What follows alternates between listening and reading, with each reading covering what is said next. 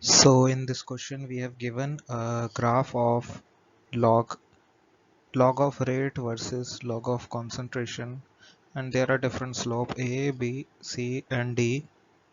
So we have to find the correct increasing order of reaction. So first, the rate of reaction is equals to K into concentration to the power of order. So taking log both sides, log rate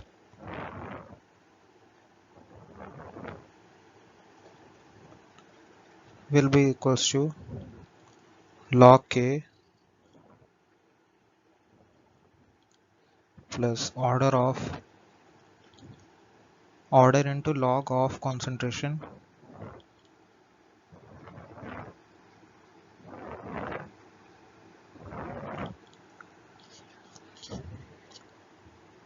So here the slope of graph is order of the reaction.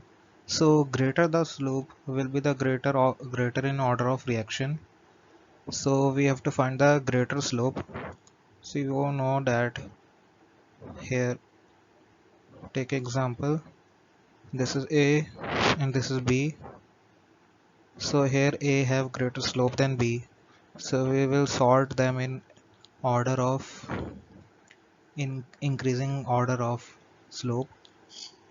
So the correct order will be A, B, C and D.